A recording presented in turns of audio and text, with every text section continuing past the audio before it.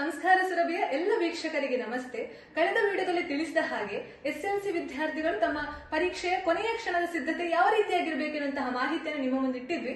ಎಲ್ಲ ವಿದ್ಯಾರ್ಥಿಗಳಿಗೆ ಆ ಮಾಹಿತಿ ಅಂದ್ರೆ ಉತ್ತಮ ರೀತಿಯಾದಂತಹ ಅವಕಾಶವನ್ನು ಕೊಟ್ಟಿದೆ ಅಂತ ಹೇಳಿ ಭಾವಿಸಿಕೊಳ್ತಾ ಇವತ್ತು ನಾವು ಆ ವಿಡಿಯೋದಲ್ಲಿ ತಿಳಿಸಿದ ಹಾಗೆ ಕೆರಿಯರ್ ನ ರಿಲೇಟೆಡ್ ಯಾವ ರೀತಿಯಾದಂತಹ ಆಪ್ಷನ್ಸ್ ಇದೆ ಎಸ್ಎಲ್ಸಿ ಆದ ಬಳಿಕ ಎನ್ನುವಂತಹ ವಿಚಾರಕ್ಕೆ ಕಿವಿಯಾಗೋಣ. ಅದೇ ಎಸ್ಎಲ್ಸಿ ಆದ ನಂತರ ಮುಂದೆ ಎನ್ನುವಂತಹ ವಿಚಾರ.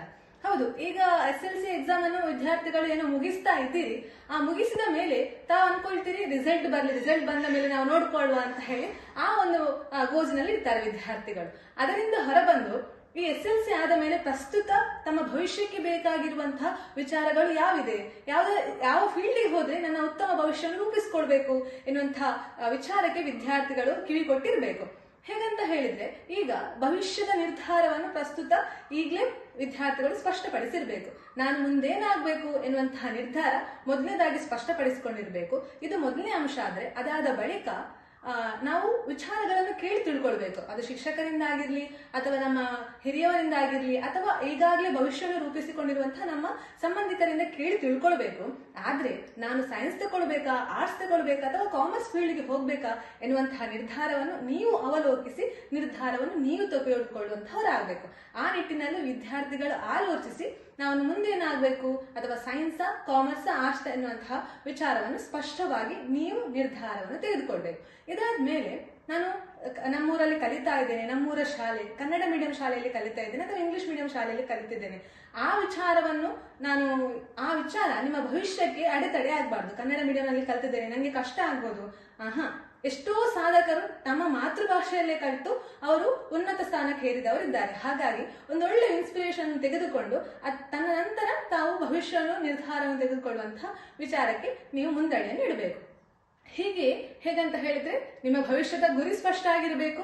ಅದಾದ್ಮೇಲೆ ನಿರ್ಧಾರವನ್ನು ನೀವು ತೆಗೆದುಕೊಳ್ಬೇಕು. ಹಾಗೆ ಒಬ್ರು ಇನ್ಸ್ಪಿರೇಷನ್ ಬೇಕು. ಇದೆಲ್ಲದಕ್ಕೂ ಹೆಚ್ಚಾಗಿ ನಾನು ನಿಮಗೆ ಹೇಳುವುದೇನಂತ ಹೇಳಿದ್ರೆ, ಈ ಎಸ್ಎಲ್ಸಿ ಆದ ಮೇಲೆ ಕಾಂಪಿಟೇಟಿವ್ ಎಕ್ಸಾಮ್ಸ್ಗೆ ನೀವು ಸಿದ್ಧತೆಯನ್ನು ಪಡ್ಕೊಳ್ಬೇಕು. ಯಾಕಂತ ಹೇಳಿದ್ರೆ 8ನೇ ತರಗತಿಯಿಂದ ಹಿಡಿದು PUC ವರೆಗೆ ಯಾವುದು ನೀವು ಮ್ಯಾಥ್ಸ್, ಸೈನ್ಸ್ ಕಲಿತೀರಿ ಇದೆಲ್ಲವೂ ಕೂಡ ಬೇಸಿಕ್ಸ್ ಆಸ್ ಎ ಕಾಂಪಿಟೇಟಿವ್ ಎಕ್ಸಾಮ್ಗೆ ಬೇಸಿಕ್ ಆಗಿರುವಂತಹ ಪ್ರಶ್ನೆಗಳು. ಹಾಗಾಗಿ ಆ ನಿಟ್ಟಿನಲ್ಲಿ ವಿದ್ಯಾರ್ಥಿಗಳು ಶ್ರಮವನ್ನು ವಹಿಸಬೇಕು.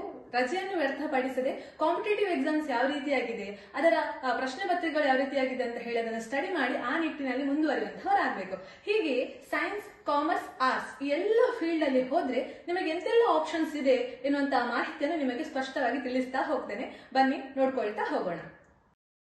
ನಮ್ಮೆಲ್ಲರಿಗೂ ತಿಳಿದಿರುವ ಹಾಗೆ science, commerce, arts, diploma, skill course, paramedical course, competitive exams ಎಲ್ಲ ರೀತಿಯಾದಂತಹ ನಮಗೆ ಆಪ್ಷನ್ಸ್ಗಳು ಇರ್ತದೆ. ಆದರೆ ಮೇನ್ ಆಗಿ ಏನಂತ ಹೇಳಿದರೆ ಸೈನ್ಸ್, ಕಾಮರ್ಸ್, ಆರ್ಟ್ಸ್ ಪ್ರಮುಖ ಆದ್ಯತೆ ಆಗಿರ್ತದೆ. ಅದರ ಜೊತೆಗೆ ಕಾಂಪಿಟೇಟಿವ್ ಎಕ್ಸಾಮ್ನ ಸಿದ್ಧತೆಯನ್ನು ವಿದ್ಯಾರ್ಥಿಗಳು ಮಾಡಿಕೊಳ್ಬೇಕು. ಈಗ ಸೈನ್ಸ್ ತಗೊಂಡ್ರೆ ಯಾವ ಆಪ್ಷನ್ಸ್ ಇದೆ ಎನ್ನುವಂತಹ ವಿಚಾರಕ್ಕೆ ಕಿವಿಯಾಗೋಣ. ಮೊದಲನೇದಾಗಿ PCMB ಅಂದರೆ ಫಿಸಿಕ್ಸ್, ಕೆಮಿಸ್ಟ್ರಿ, ಮ್ಯಾಥ್ಸ್, ಬಯಾಲಜಿ, ಹಾಗೆ PCMC physics, chemistry, maths, computer science ಇದು ಮೊದಲ ಆದ್ಯತೆ ಆಗಿರ್ತದೆ ಸೈನ್ಸಲ್ಲಿ. ಸೈನ್ಸಿಗೆ ಹೆಚ್ಚಿನ ಒತ್ತನ್ನು ಎಲ್ಲರೂ ಯಾಕೆ ಕೊಡ್ತಾರಂತ ಹೇಳಿದರೆ, ಇಲ್ಲಿ ತುಂಬ ನಿಮಗೆ ಆಪ್ಷನ್ಸ್ಗಳು ತೆರೆದಿರ್ತವೆ ಸೈನ್ಸಲ್ಲಿ. ನೀವು ಸೈನ್ಸನ್ನು ತೆಗೆದುಕೊಂಡ್ರೆ SLC ನಂತರ ಮೆಡಿಕಲ್ ಫೀಲ್ಡ್ ಆಗಿರ್ಬೋದು, ಅಲ್ಲಿ MBBS, BDS, ನರ್ಸಿಂಗ್, ಫಾರ್ಮಸಿ ಮಾಡಲಿಕ್ಕಾಗ್ತದೆ. ಇದರ ಮೂಲಕ ನೀವು ಹೋದರೆ ಯಾವೆಲ್ಲ ರೀತಿಯ ಕೆರಿಯರ್ ಇರ್ತದೆ ಅಂತ ಹೇಳಿದರೆ ಡಾಕ್ಟರ್ ಆಗ್ಬೋದು, ಸರ್ಜನ್, ಡೆಂಟಿಸ್ಟ್, ಫಾರ್ಮಸಿಸ್ಟ್ ಆಗ್ಬೋದು, ಫಿಸಿಯೋಥೆರಪಿಸ್ಟ್, ಹಾಗೆ ಲ್ಯಾಬ್ ಟೆಕ್ನಾಲಜಿಸ್ಟ್, ಹೀಗೆಲ್ಲ ಆಗುವಂತಹ ಅವಕಾಶಗಳು ಹೆಚ್ಚಾಗಿರ್ತದೆ. ಹಾಗೆ ವೆಟರ್ನರಿ ಡಾಕ್ಟರ್ ಈ ರೀತಿಯಾದಂತಹ ಆಪ್ಷನ್ಸ್ಗಳಿರ್ತದೆ. ಹಾಗೆ ಇಂಜಿನಿಯರಿಂಗ್ ಫೀಲ್ಡ್ಗೆ ಹೋದರೆ ಈ ಪ್ರಸ್ತುತ ಜಗತ್ತಿನಲ್ಲಿ ಹೈಯೆಸ್ಟ್ ಆಗಿ ಮೂವ್ ಆಗ್ತಾ ಇರುವಂತಹ ಫೀಲ್ಡ್, ಭವಿಷ್ಯಕ್ಕೆ ಬೇಕಾದಂತಹ ಹಣವನ್ನು ಕೊಡುವಂತಹ ಒಂದೊಳ್ಳೆ ಫೀಲ್ಡ್ ಅಂತ ಹೇಳಿದರೆ ಇಂಜಿನಿಯರಿಂಗ್ ಫೀಲ್ಡ್. ಅಲ್ಲೂ ಕೂಡ IT ಟೆಕ್ನಾಲಜಿಗೆ ಹೆಚ್ಚಿನ ಪ್ರಾಮುಖ್ಯತೆ ಕೊಡ್ತಾ ಇದ್ದಾರೆ. ಈಗ ಅದಕ್ಕೂ ಕೂಡ ಕಂಪ್ಯೂಟರ್ ಸೈನ್ಸ್ ತಗೊಂಡ್ರೆ ಅತ್ಯಂತ ಉತ್ತಮವಾದಂತಹ ಅವಕಾಶ ಇರ್ತದೆ. ಇಲ್ಲಿ BE, BTech, civil engineer, mechanical engineer, ಹಾಗೆ ಕಂಪ್ಯೂಟರ್ ಸೈನ್ಸ್ ಹೀಗೆಲ್ಲ ಮಾಡ್ತಾ ಹೋಗಲಿಕ್ಕೆ ಸಾಧ್ಯತೆಗಳಿರ್ತದೆ. ಹಾಗೆ ಪ್ಯೂರ್ ಸೈನ್ಸ್ ಆ್ಯಂಡ್ ರಿಸರ್ಚ್ ಇಲ್ಲಿ ನೋಡೋದಾದರೆ BSc ಮಾಡ್ಬೋದು, BSc ಆ್ಯಂಡ್ MSc ಮಾಡ್ಬೋದು. BScಯಲ್ಲಿ ಫಿಸಿಕ್ಸ್ ಆಪ್ಷನ್ಸ್ ಇರ್ತದೆ, ಮ್ಯಾಥ್ಸ್ ಆಪ್ಷನ್ಸ್ ಇರ್ತದೆ, ಹಾಗೆ ಅಲ್ಲಿ ಬಾಟ್ನಿ, ಹೀಗೆ 3 ಥರದ ಆಪ್ಷನ್ಸ್ಗಳು ಮೇನ್ ಆಗಿರ್ತದೆ. ಹಾಗೆ ಮಾಸ್ಟರ್ಸಿಗೆ ಹೋಗೋದಾದರೆ ಅಲ್ಲಿ masters in microbiology, masters in biotechnology, masters in food science, ಹೀಗೆ ಹಲವಾರು ಆಪ್ಷನ್ಸ್ಗಳು ತೆರೆತಾ ಹೋಗ್ತದೆ. ಈ ರೀತಿಯಾಗಿ ಮೈಕ್ರೋಬಯಾಲಜಿಕಲ್ ಫೀಲ್ಡ್ಗೆ ಹೋದರೆ ಮೈಕ್ರೋಬಯಾಲಜಿಸ್ಟ್ ಆಗಿ ವರ್ಕ್ ಮಾಡ್ಬೋದು, ಲ್ಯಾಬ್ ಟೆಕ್ನಿಷಿಯನ್ ಆಗ್ಬೋದು. ಹಾಗೆ ಬಯೋಕೆಮಿಸ್ಟ್ರಿ ಫೀಲ್ಡಿಗೆ ಹೋದರೆ DNA, PCR ಇಂತಹ ಟೆಕ್ನಾಲಜಿಗಳ ಕುರಿತು ಹೆಚ್ಚಿನ ಸ್ಟಡಿ ಮಾಡಲಿಕ್ಕೆ ಹೆಲ್ಪ್ ಆಗ್ತದೆ. ಹಾಗೆ ರಿಸರ್ಚ್ ಫೀಲ್ಡ್ಗೆ ಅತ್ಯಂತ ಸೂಕ್ತವಾದಂತಹ ಫೀಲ್ಡ್ ಅಂತ ಹೇಳಿದರೆ ಪ್ಯೂರ್ ಸೈನ್ಸ್. ಇದು ಸೈನ್ಸ್ ಬಯಾಲಜಿ ತಗೊಂಡ್ರೆ ಹೆಚ್ಚಿನ ಪ್ರಾಮುಖ್ಯವನ್ನು ಕೊಡುವಂಥ ಅಂಶ. ಹಾಗೆ IT ಕಂಪ್ಯೂಟರ್ ಫೀಲ್ಡಲ್ಲಿ PCAಗೆ ಡಿಗ್ರಿ ಮಾಡ್ಬೋದು ಅಥವಾ BSc ಇನ್ ಡಾಟಾ ಸೈನ್ಸ್ ಮಾಡ್ಬೋದು, ಸೈಬರ್ ಸೆಕ್ಯೂರಿಟಿ ಹಾಗೆ AI ಸಾಫ್ಟ್ವೇರ್, ಹೀಗೆ ಹಲವಾರು ಆಪ್ಷನ್ಸ್ಗಳಿರ್ತದೆ. ಇಲ್ಲಿ IT ಇಂಡಸ್ಟ್ರಿಯಲ್ಲಿ ಕೆಲಸ ಮಾಡಲಿಕ್ಕಾಗ್ತದೆ, ಹಾಗೆ ಪ್ರೈವೇಟ್ ಸೆಕ್ಟರಲ್ಲೂ ಕೂಡ ಕೆಲಸ ಮಾಡಲಿಕ್ಕೆ ಆಗ್ತದೆ. ಹಾಗೆ ಸೈನ್ಸ್ ತಗೊಂಡ್ರೆ ಇನ್ನೊಂದು ಮುಖ್ಯ ಆಪ್ಷನ್ಸ್ ಅಂತ ಹೇಳಿದರೆ ಅಗ್ರಿಕಲ್ಚರ್ ಫೀಲ್ಡ್ ಅಥವಾ environmental field. BSc in agriculture ಮಾಡಿದರೆ ಈಗ ತುಂಬ ಎಮರ್ಜಿಂಗ್ ಫೀಲ್ಡ್ ಅಂತ ಹೇಳ್ಬೋದು. ಯಾಕಂತ ಹೇಳಿದರೆ ಈಗ ಕೃಷಿ ಕ್ಷೇತ್ರಕ್ಕೆ ಪ್ರಾಮುಖ್ಯತೆ ಕೊಡುವಂತಹ ಕಾರಣ ಅಲ್ಲಿ ಸಾಯಿಲ್ ರಿಲೇಟೆಡ್ ಸ್ಟಡಿ ಆಗಿರ್ಬೋದು ಅಥವಾ ಫಾರೆಸ್ಟ್ರಿ ರಿಲೇಟೆಡ್ ಸ್ಟಡಿ ಆಗಿರ್ಬೋದು, ಹಾಗೆ ಫಿಶರೀಸ್ ಅಗ್ರಿಕಲ್ಚರ್ ಅಂತ ಹೇಳ್ತೇವೆ, ಅದಕ್ಕೂ ಕೂಡ ಸಹಾಯ ಆಗ್ತದೆ. ವಿದ್ಯಾರ್ಥಿಗಳು ಹೆದರಬೇಕಂತಹ ಅವಶ್ಯಕತೆ ಇರಲ್ಲ. ಅಂದರೆ ಇದಕ್ಕೆಲ್ಲದಕ್ಕೂ ಕೂಡ ಹೆಚ್ಚಿನ ಹಣ ಇರ್ಬೋದು, ಕಷ್ಟ ಆಗ್ಬೋದು ನಮ್ಮ ಪೇರೆಂಟ್ಸಿಗೆ. ಇಲ್ಲ, SLCಯಲ್ಲಿ ನೀವು ಉತ್ತಮ ಸ್ಕೋರ್ ಮಾಡಿದರೆ ಅಲ್ಲಿ ಸ್ಕಾಲರ್ಶಿಪ್ಗಳು ಸಾಕಷ್ಟು ರೀತಿಯಾಗಿದೆ. ಅದನ್ನು ನಾನು ಹಿಂದಿನ SLCಯ ವಿಡಿಯೋಲಿ ತಿಳಿಸಿದೆ. ಹಾಗೆ PUC ನಂತರವೂ ಕೂಡ ನಿಮ್ಮ ಅಂಕಗಳು 95% ಎಬೋ ಇದ್ದರೆ ಎಲ್ಲವೂ ಕೂಡ ಉಚಿತವಾಗಿ ನಿಮಗೆ ಶಿಕ್ಷಣ ಇರ್ತದೆ ಅಥವಾ ನಿಮ್ಮ ಫೀಸಲ್ಲಿ ಡಿಡಕ್ಷನ್ಸ್ ಇರ್ತದೆ. ಹಾಗೆ CET, NEET ನಾನು ಹೇಳಿದ ಹಾಗೆ ಕಾಂಪಿಟೇಟಿವ್ ಎಕ್ಸಾಮ್ಸ್ಗೆ ಸಿದ್ಧತೆಯನ್ನು ಮಾಡಿಕೊಳ್ಬೇಕು.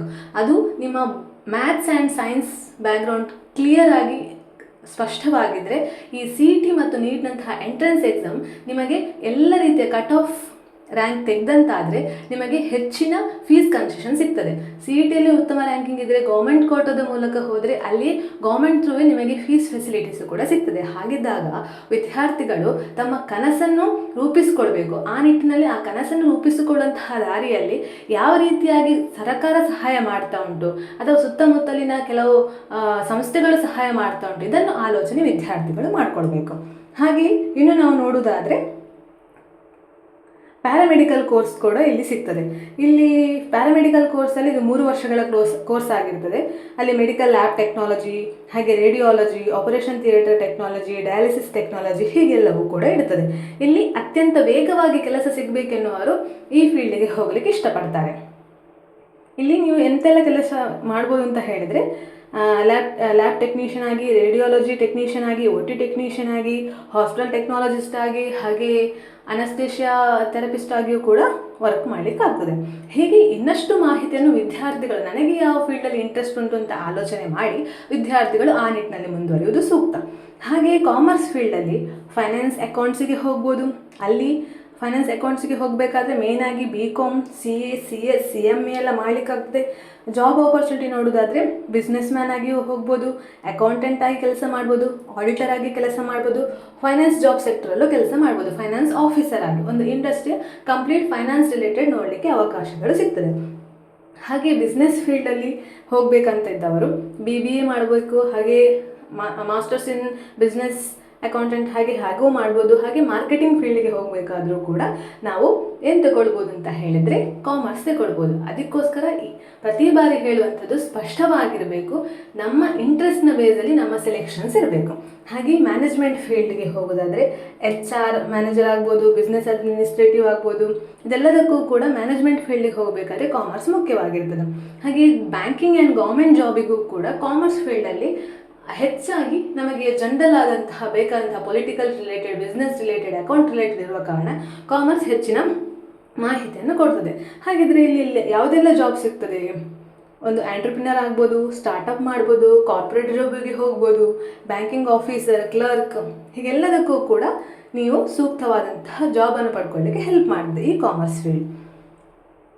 ಹಾಗೆ ನಾವು ಮುಂದುವರಿತಾ ನೋಡೋದಾದರೆ ಆರ್ಟ್ಸ್ ಫೀಲ್ಡ್.